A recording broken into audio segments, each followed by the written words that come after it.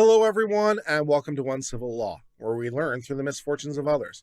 As always, I hope you'll enjoy this legal education content, and today may be the day I earn your subscription. For today's case, we're dealing with the riots that happened in Baltimore when Freddie Gray died.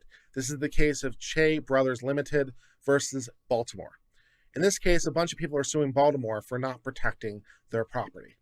Now, normally along these lines, I'd say, hey, the police have no affirmative duty to act. They don't have to protect you. We've discussed those cases many times. But as it turns out, in Maryland, they might have a duty to act because the standard law is they don't have a duty to act. But of course, you can always pass a law that says you do have a duty to act. And Maryland apparently did that. Maryland apparently passed a law that says, hey, we have a duty to act. Okay, we're going to sue you for failure of a duty to act that you decided to absorb for some reason. Great. Let's find out if the Property Brothers can successfully sue Maryland for the rioting. Let's get started with this. On April the 12th of 2015, Freddie Gray was arrested by Baltimore, and he sustained serious injuries while in custody of Baltimore police. Both the city and the police department knew that Gray's death could cause protests to escalate. In the hours after Gray's death, the police department informed the city that there was a talk of a riot in East Baltimore, maybe taking place at noon. It's a scheduled riot. As the protests escalated, the city coordinated with the police department with respect to engagement with protesters. The city instructed the police department it did not want the police department response to appear overly aggressive, and the police department should prioritize protecting protesters and their First Amendment rights, which is perfectly good. We do like to protect the protesting and First Amendment, but maybe not so much with the destruction of property. Consistent with these priorities, the officers were also ordered not to wear certain protective gear, which seems like a very questionable choice. Protests escalated between April the 22nd and April the 24th of 2015. Between the 22nd and 24th, the city also monitored the police department's need for additional resources. The city knew, for example, police department had canceled officers' leave for the 25th, and monitored the police department's efforts to recruit additional officers from law enforcement agencies throughout the state. The city was also aware the police department was having trouble securing mutual aid that it was requesting, and the police department's mutual aid requests were not guaranteed to work because the requesting jurisdiction could decline the mutual aid request. As protests continued to escalate, the police department shared intelligence with the city, indicating the protests on the 25th would be large, and the police department was expecting agitators, individuals who intended to be disruptive, violent, and destructive to participate.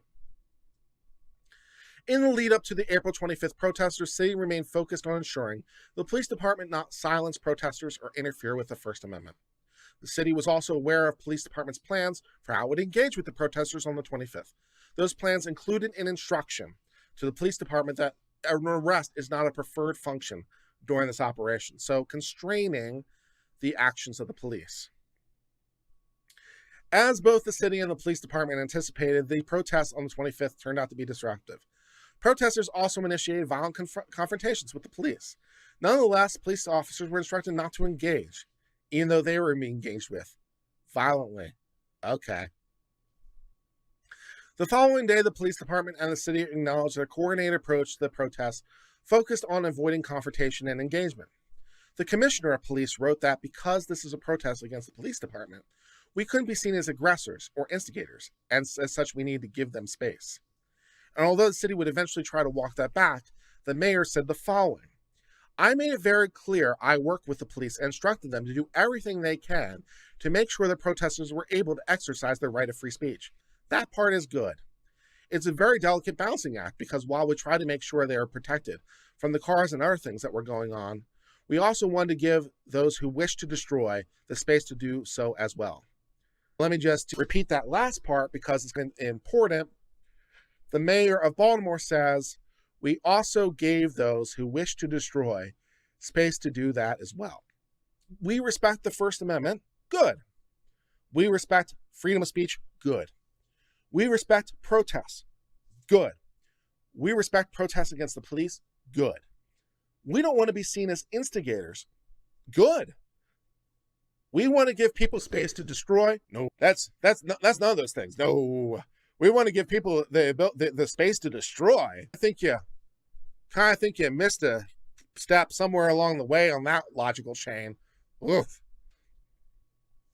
Despite the unrest that occurred on April 25th, the city did not declare a state of emergency, which would have allowed it to exercise authority under various agreements to request additional officers. So they had previously just been making these mutual aid requests. But if they declare a state of emergency, that's a whole different category. Unlike the mutual aid requests that they were making, which left the decision to provide entirely up to the discretion of the requested official, under the agreements, if they make a state of emergency, those places are required to participate to provide those additional resources, so no longer an option. Both the police department and the city were aware protesters could continue on the 27th, especially since the funeral was scheduled for that day. As the former mayor testified, Saturday was so fresh in everyone's mind, everyone was feeling like something could happen anywhere, anytime. This was an emotional event of the funeral coming up. The police department and the city were also aware of reported purges scheduled to take place that day near the Madawin Mall. The purge, aware of a little bit of violence there. So far, we've learned in this case that the city of Baltimore was well aware that there were going to be problems and rioting and looting and even purging, and hadn't requested the emergency assistance that it was entitled to by declaring an emergency event, nor had allowed its police officers to dress in more appropriate gear. The city didn't take full actions to defend property, and property was in fact damaged. Now, under standard case law, we know the police don't have a duty to act. But Maryland has some thoughts it wants to impose on itself. Okay, so let's learn a little bit about the things that Maryland wants to impose on itself. Here's the law in Maryland. Maryland has a riot act. So in this case, we can literally read Maryland, the Riot Act. How fun. The Riot Act provides the following. If a structure or personal property is stolen, damaged, or destroyed in a riot, the injured party may recover actual damages sustained in a civil action against the county or municipal corporations of the state in which the riot occurred. This county or municipal corporation is not liable unless, 1, it had good reason to believe the riot was about to take place, or having taken place, had notice of the riot in time to prevent this theft, damage, and destruction, and had the ability, either through the use of county or municipal corporation police or with the aid of residents of county or municipal corporations, to prevent the theft. Did you know? Could you stop it? If so, you have to pay for loss. You have imposed a duty on yourself, Maryland. How fun. Moreover, plaintiff may not recover if the county or municipal corporation used a reasonable diligence and all powers entrusted them to prevent or suppress the riot, including, for example, making an emergency declaration. That would be a thing that they could do. The city, now we're going to get into some interesting defenses from the city. So this is fun. The city argues plaintiff have not raised a dispute as whether the city had good reason to believe that rioting was about to take place or having taken place, had notice of the time in order to prevent it. The city wants to say that the plaintiffs haven't shown that the city had good reason to believe there would be rioting. We had no clue there was going to be rioting. We had no idea it was going to take place. No idea of the time, such as exactly noon. We had no clue in order to be there to prevent it. First, the city argues that the damages were not caused by a riot. Oh, okay. This isn't a riot. All right, that's encouraging. But rather, and still, it was by individuals opportunistically taking advantage of unrest in order to commit crimes and property destruction. So, yeah, this wasn't a riot. There was just some unrest, and then individuals decided to act opportunistically. Not a riot, though. Just some individual actions during a period of unrest. It sounds like a riot. The Riot Act only requires plaintiffs to show damages occurred in a riot, and the plaintiffs here have offered support of that. During the unrest that stemmed from the protest, aside from characterizing the individuals who caused it as opportunistic, the city does not meaningfully contest those declarations or the plaintiff's contention that rioting occurred. Moreover, plaintiffs rely on the statements from city and documented by the city characterizing it as a riot. The plaintiffs, therefore, have offered evidence it's a riot. So this is a fun defense. It wasn't a riot.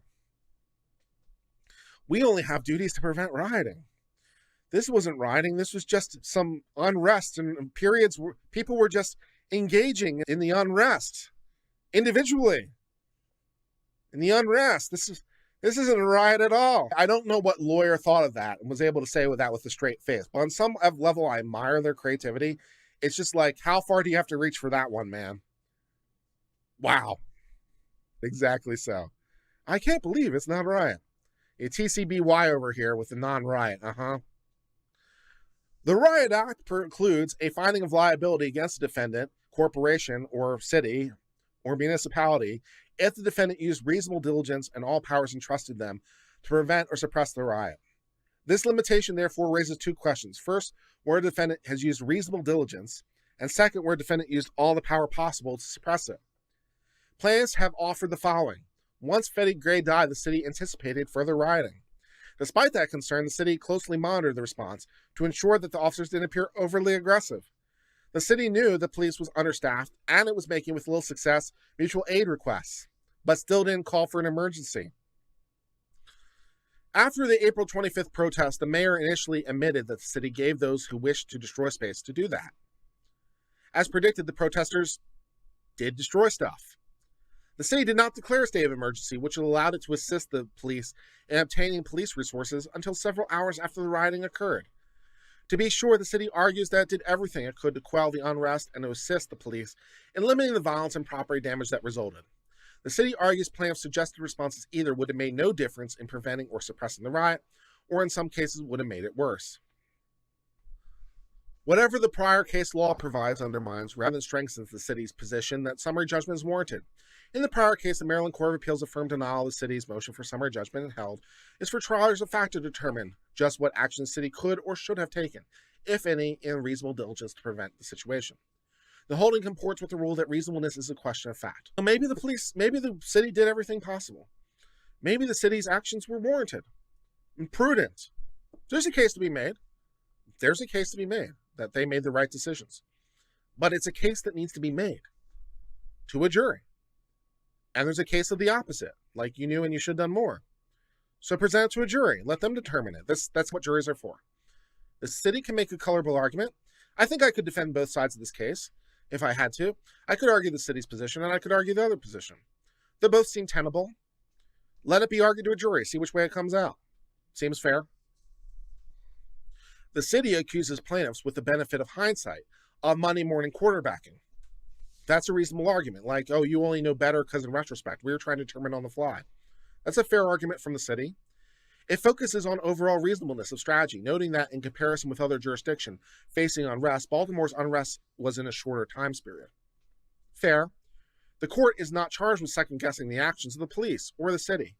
The question that the Riot Act poses, however, is not one of reasonableness or of good policy, but of actions taken. So maybe it was okay. Maybe it was what you should have done, but we're deciding this under a law. And the law says this is the standard, so let's apply that. The city may be ultimately right that it acted reasonably as a matter of overall policy and prioritization. A jury could believe it. A reasonable jury could also, and perhaps simultaneously, conclude that the city remains liable for ensuring property damage, arguably attributable to this trade-off between more traditional anti-riot measures and city policy. So yeah, a person could logically believe both arguments might make sense. The city acted reasonably, but those reasonable calculations should include the property damage. You were calculating that less property damage or less severe property damage would occur by doing this, but you still have to, count for the damage you didn't prevent, especially when there were things you could have done that you didn't do. Thus, that brings us to the end of the case of Shea Brothers Limited versus Mayor and City Council of Baltimore. In this case, the Shea brothers owned some property, and it was damaged during the period when the mayor of Baltimore said we're giving space to destroy. The space to destroy, unfortunately, included some Shea brother property, and they'd like some coverage from Maryland. And Maryland has imposed a duty on themselves in the Riot Act. Says, yeah, we have an obligation to prevent riots. So they say, yeah, we want some money, please. And the city's arguments don't make much sense. So there's something for a jury here to figure out. Did the city do everything they could do? Was all the actions they taken reasonable? Maybe, or maybe they should have made those requests for further assistance. Maybe they should allow their people to dress better. Maybe both. And maybe there's some sort of balance of damages. Send it back for a jury to go through the issues. And that brings us to the end of the discussion of this case. Thank you so much for being part of the Uncivil Law family. If you enjoyed this legal education content, please hit the subscribe button. It really helps the channel grow. We appreciate your continuing support. And until later, my friends, cheers and goodbye.